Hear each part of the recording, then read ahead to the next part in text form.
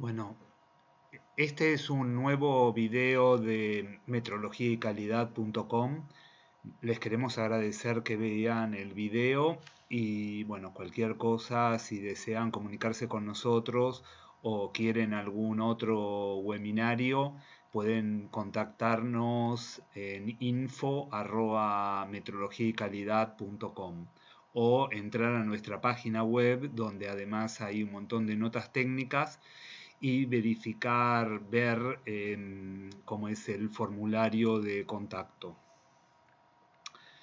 Bueno, trazabilidad metrológica. Trazabilidad metrológica es la propiedad de un resultado de medida por el cual el resultado puede relacionarse con una referencia mediante una cadena ininterrumpida y documentada de calibraciones, cada una de las cuales contribuye a una incertidumbre de medida. Esto en realidad no dice mucho, esto es la definición del vocabulario internacional de metrología de 2012. En realidad no dice demasiado, da algunos lineamientos, pero a lo que se refiere con esto es que para ver, como es la parte más importante de esto, es que para ver trazabilidad uno tiene que tener procedimientos de calibración documentado, una cadena de calibraciones, un intervalo entre calibraciones, competencia técnica del proveedor y cálculo de incertidumbre de forma adecuada. ¿Por qué? Porque está pidiendo específicamente que haya una incertidumbre en cada uno de los pasos, un cálculo de incertidumbre. Entonces, el procedimiento de calibración documentado en general, lo que todos los clientes piden a los proveedores, lo que les exigen es que den la fotocopia de los patrones. Ahora, el problema con esto es, la fotocopia de los patrones, lo único que me asegura de estos 5 puntos es la cadena de calibraciones. El procedimiento de calibración documentado ustedes lo podrían exigir también, pero realmente la mayoría de ustedes no podrían definir si un procedimiento de calibración está correcto o no. Después, los intervalos de calibraciones es un poco más complicado de ver, o sea, ustedes pueden ver que se esté calibrando y no mucho más que eso. El problema pasa por competencia técnica y cálculo de incertidumbre. Es muy complicado de poder ver por un cliente si un proveedor es competente técnicamente y si los cálculos de incertidumbre están realizados de forma correcta. Vamos a ver cada uno de estos puntos un poco más en detalle para ver qué es lo que haría falta y ver también un poquito cómo se termina de solucionar para no tener necesidad de evaluar un proveedor y ver la trazabilidad, evaluar a cada proveedor de forma con una auditoría. El procedimiento tiene que tener algunos ítems como ser una identificación apropiada, un alcance, una descripción. Los patrones, tiene que hacer mención a los patrones y materiales de referencia requeridos. Esto no quiere decir que haya que poner un montón de detalle, pero simplemente mencionar un poco qué es, aunque sea qué clase de equipos hace falta para ese procedimiento, porque cada procedimiento puede tener un alcance y un rango de incertidumbre distinta, las condiciones ambientales requeridas y el periodo de estabilización necesario tiene que estar mencionado, y después se tiene que describir en el procedimiento cómo se haría el trabajo. También, a veces también es importante mencionar medidas de aseguramiento de calidad que se pueden estar tomando, etc. Los datos a ser registrado y el método de análisis y el cálculo de incertidumbre o el procedimiento para estimar la incertidumbre. ¿Esto qué quiere decir? Que a lo mejor no hay una fórmula puesta, pero se menciona que el cálculo se hace siguiendo un procedimiento y que las fuentes específicas para esa metodología son tales. Después, la cadena de calibraciones. Esto es los patrones usados en cualquier calibración. Los patrones tienen que haber sido calibrados en condiciones que se asegure la trazabilidad del Sistema Internacional de Unidades. Esto es posiblemente la forma más fácil porque ustedes piden fotocopia de la fotocopia de la fotocopia de la fotocopia y en algún momento va a haber un laboratorio nacional o que les asegure que hay una trazabilidad. Pero realmente, como es lo de las fotocopias, es simplemente una metodología que se usa en Argentina, pero en otros lugares del mundo realmente no se usa. Por ejemplo, en Canadá, como es en todos los años en los que trabajé, nunca nos pedían la fotocopia de los patrones por la simple motivo que nosotros estábamos acreditados SEC Class y ningún cliente iba a pensar que no íbamos a tener los equipos calibrados teniendo el logo del SEC Class, que sería algo así como tener acá el logo de INTI y OA, las dos cosas juntas. Bueno, el intervalo de calibraciones se debe seleccionar un intervalo que minimice la posibilidad de que el instrumento de medición salga de especificaciones. Esto quiere decir, ahí siempre hay un análisis de riesgo y de costos. Está bien que uno analiza los riesgos de que se vaya contra los costos de calibrarlo demasiado frecuentemente y el proveedor debería llegar a un compromiso de algo que satisfaga que no va a haber problemas a futuro, pero al mismo tiempo no ponga en peligro a la empresa por los altos costos en el presente. Después, competencia técnica. La competencia técnica es posiblemente la parte más complicada de evaluar. Para eso se usan expertos técnicos. En la competencia técnica se evalúa los antecedentes del laboratorio y del personal, los procedimientos técnicos del laboratorio, la evaluación del sistema de aseguramiento de la calidad de mediciones y evaluación de las instalaciones. El principal punto de esto es evaluar antecedentes del laboratorio y del personal. ¿Por qué? Porque en general lo que termina pasando es, por ejemplo, en ninguna industria alguien va a pensar que alguien recién egresado lo van a poner como el jefe, el gerente de planta de algún lado, salvo que sea el hijo del dueño, ¿no? Pero en general lo que termina pasando es que hay un periodo de aprendizaje que pueden ser 3, 4, 5, 10 años hasta que alguien está en condiciones, tiene la experiencia y tiene todos los conocimientos como para poder manejar cierta cantidad de cosas. Bueno, lo mismo pasa con las calibraciones en metrología.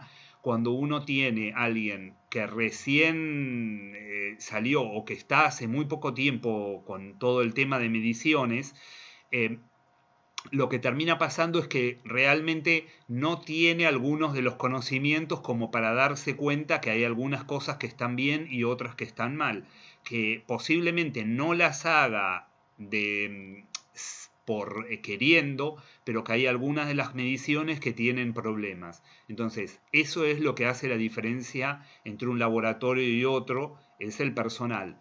Y eso se evalúa con antecedentes del laboratorio y del personal. Y eso en general no es ver solamente el currículum, eso lo hacen los expertos técnicos mediante preguntas, evaluación de documentación, ver los cálculos de incertidumbre, ver la calibración, cómo calibran en el momento, etcétera, etcétera, etcétera. Después, los mismos expertos técnicos dan y evalúan además las medidas de aseguramiento de calidad, que en general pueden ser muchísimas cosas y no es solamente ver que estén implementadas medidas de aseguramiento de la calidad, sino además cómo se usan, con qué frecuencia, cómo se analizan los resultados de esas medidas, etc. Los expertos técnicos son gente que viene del mismo ámbito de calibraciones y que tiene mucha más experiencia. Para ser experto técnico del organismo argentino de acreditación, por ejemplo, se necesita un mínimo de 5 años en metrología, y en general unos 3 años en cada magnitud. Y con eso la persona puede ser experto técnico y después con algunos cursos más puede ser evaluador técnico. Bueno, incertidumbre. La incertidumbre es un parámetro no negativo que caracteriza la dispersión de los valores atribuidos a un mensurando a partir de la información que se utiliza. ¿Esto qué quiere decir? Porque esto realmente es prácticamente chino. Esto quiere decir que si yo mido 52 con incertidumbre de 6, tengo una probabilidad de el 52 es la máxima probabilidad que estoy midiendo. Y si tengo una incertidumbre de 6 con un 95% de confianza, puedo decir que tengo un 95% de probabilidad que mis mediciones estén entre 46 y 58. Esto no quiere decir que no voy a tener mediciones en 16, porque yo tengo todavía un 2,5% de este lado y un 2,5% de este lado. Pero esto quiere decir que yo tengo un 95, de cada 100 valores, yo voy a tener 95 que están contenidos acá, en toda esta región, que es entre 46 y 58. Y el resto pueden ser un 2,5% de probabilidad de este lado y un 2,5% de probabilidad de este lado. Eso es incertidumbre. Por eso la incertidumbre de estimar bien es muy importante. ¿Por qué? Porque lo que me garantiza es que cuando yo tengo un cálculo de incertidumbre, lo que me termina diciendo es no solamente que el valor de 52, sino que además la incertidumbre me termina diciendo todo el rango donde yo puedo tener las mediciones. Con el 52 solo no tenemos toda la información. Yo necesito tener la incertidumbre. Y por eso también la incertidumbre, el laboratorio tiene que hacer lo mejor posible para que la incertidumbre sea lo más chica que se pueda. Porque eso eso ayuda al cliente a tener la mayor confianza en las mediciones que hace después. La incertidumbre debe ser en la medida de lo posible menor a 1/3 de la tolerancia de lo que se quiere calibrar. La incertidumbre se calcula para cada calibración. Y en muchos casos la incertidumbre es solo uno de los componentes menos importantes. Se debe tener en cuenta todos los componentes. La incertidumbre calculada en defecto invalida la trazabilidad del equipo calibrado. ¿Y esto por qué? Porque lo que estamos diciendo es, si yo doy una incertidumbre más grande y lo que le estoy diciendo a mi cliente es que tengo un rango más amplio donde pueden estar las mediciones. Entonces es real, yo en lugar de estar dándole un rango, le estoy incluyendo más medidas. Si doy muy chico, yo le estoy diciendo, vos estás midiendo bárbaro, y en realidad no está midiendo tan bárbaro y va a tener problemas a futuro. Entonces, por eso se dice que la incertidumbre, si es demasiado chica, invalida la trazabilidad. Por eso es importante, y por eso cuando un experto técnico evalúa un laboratorio, gran parte del tiempo que le dedica al laboratorio se lo dedica a ver la incertidumbre, a ver que la incertidumbre esté calculada de forma correcta y a ver cómo se expresa la incertidumbre en los alcances de calibración. La frecuencia de calibración. La frecuencia de calibración puede estar fijada por recomendación del fabricante, la severidad del rango de uso esperado, la frecuencia la influencia del ambiente y la tolerancia requerida. Todos estos puntos lo que hacen es fijan la frecuencia. ¿Y por qué es importante la frecuencia? Porque si uno tiene una frecuencia demasiado grande, o sea, si uno calibra muy poco, demasiado poco, lo que va a terminar pasando es que en el medio tiene problemas. ¿Por qué? Porque los equipos se le van de tolerancia, los equipos desvían mucho, termina teniendo problemas con las mediciones, etcétera, etcétera, etcétera. Por eso muchos expertos técnicos ponen hincapié, y muchas veces se recomienda a los laboratorios o se le exige a los laboratorios realmente modificar las frecuencias de calibración. ¿Esto qué quiere decir? Que se les da la opción de ¿Modificás tu frecuencia de calibración o te tenemos que incrementar el alcance de incertidumbre? Entonces lo que termina pasando, el laboratorio puede elegir o tiene mayor incertidumbre dentro del alcance o calibra más frecuentemente. Bueno, recomendación del fabricante. En general, por ejemplo, Fluke lo que hace un montón de ensayos y sabe cómo es la estabilidad de sus equipos. Entonces, en base a esa estabilidad, recomiendan calibrar cada tanto tiempo. Severidad y rango de uso esperado. Los equipos, por ejemplo, no es lo mismo usar una PT100 a 25 grados que usarla a 400. El desgaste que va a tener los estrés térmicos que va a tener es totalmente distinto. Entonces, eso hace que la frecuencia de calibración para una PT100 usada en una condición o usada en otra puede cambiar cada cuánto se calibra. La influencia del ambiente. Ambientes agresivos químicamente o ambientes con muchas vibraciones en el caso de PT100 o de muy bajas temperaturas en el caso de muchos equipos hacen que los componentes de equipo se degraden. Entonces, lo que termina pasando es que hay que calibrar más frecuentemente. La tolerancia requerida, equipos a veces con muy buena exactitud o pueden ser usados con una frecuencia más amplia o equipos con una exactitud se calibran más seguidos y se obtiene mejor incertidumbre final. Cualquiera de esas opciones son válidas, pero tiene que estar documentado y tiene que estar pensado y tiene que estar evaluado los riesgos. También puede estar definida por la autoridad regulatoria o cliente. Por ejemplo, en la industria de los reactores, la industria nuclear, muchas veces en muchos lugares se exige que las calibraciones se hagan cada 6 meses. Y eso pasa, o por ejemplo, en otras industrias también hay una exigencia de clientes o como es la autoridad regulatoria.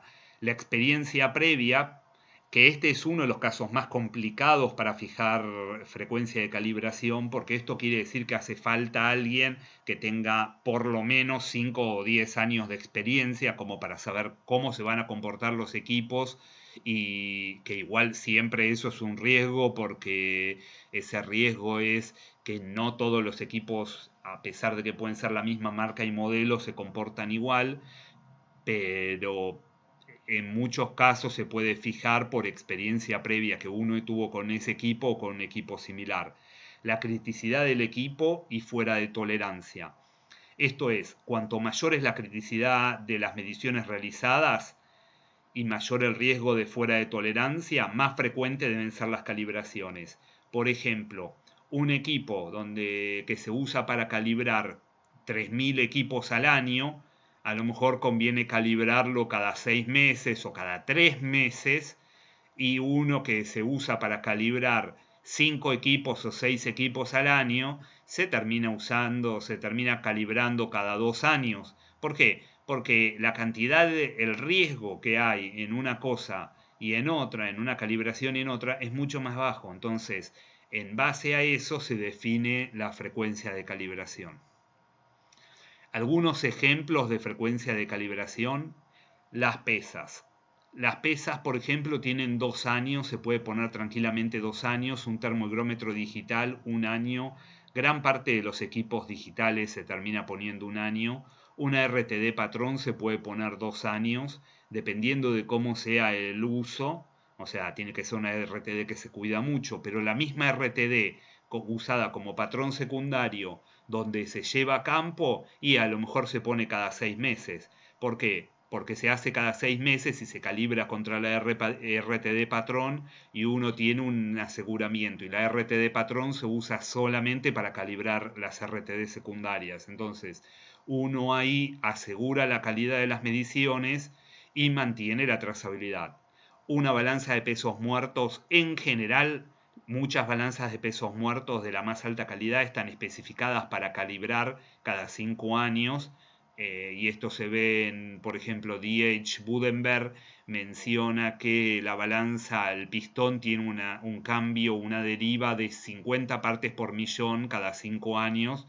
Esto da a entender que con calibrarla cada 5 años estaríamos bien. Un manómetro analógico se le puede poner un año también. Los manómetros analógicos en realidad un año, pero pueden terminar siendo de 6 meses también. Son equipos que se corren mucho y tienen muchísima fluctuación si hay cambios de presión. O sea, si hay cambios de presión se les va al cero, tienen muchos problemas, muchos de ellos, especialmente los de rango bajo. Y puntos fijos, por ejemplo, son equipos con los que se realiza temperatura y en general lo que se hace es se realiza interlaboratorio, pero realmente no es exactamente una calibración. Se calibra una vez al principio y después se realiza un interlaboratorio con alguien adecuado cada tantos años. Acreditación. Para asegurar la trazabilidad, porque hasta ahora vimos que para asegurar la trazabilidad hacía falta asegurar un montón de puntos.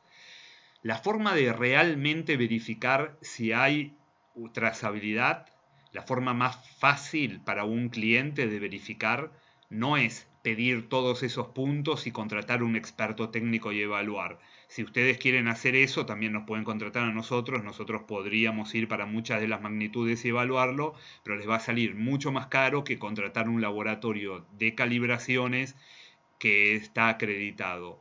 ¿Por qué? Porque cuando un laboratorio está acreditado quiere decir que tuvo una auditoría externa con expertos técnicos que evaluaron todos esos puntos y verificaron que el laboratorio es competente técnicamente. Un laboratorio es acreditado para mediciones dentro de un alcance de acreditación con una incertidumbre. Fuera de ese alcance no se comprobó competencia técnica y no se puede decir que el laboratorio disemine trazabilidad. Dentro de ese alcance el laboratorio disemina trazabilidad. Un laboratorio se acredita en un lugar. Por ejemplo, si se evalúa un laboratorio en Buenos Aires y no es de Neuquén, solo el de Buenos Aires puede emitir certificados acreditados. Bajo ciertas condiciones, el laboratorio de Buenos Aires puede emitir certificados en cualquier lugar del país o incluso del extranjero. Estas condiciones es que figure dentro del alcance que el laboratorio está acreditado para realizar mediciones en campo.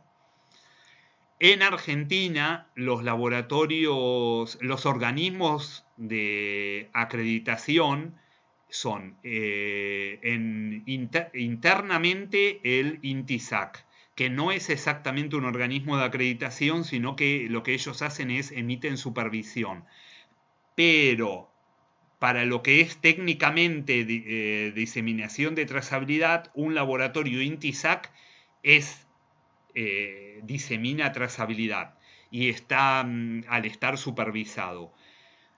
A nivel internacional, el único que puede verificar la trazabilidad en Argentina es el OA. El OA garantiza que un laboratorio de Argentina puede calibrar y en cualquier parte del mundo y que da el mismo resultado.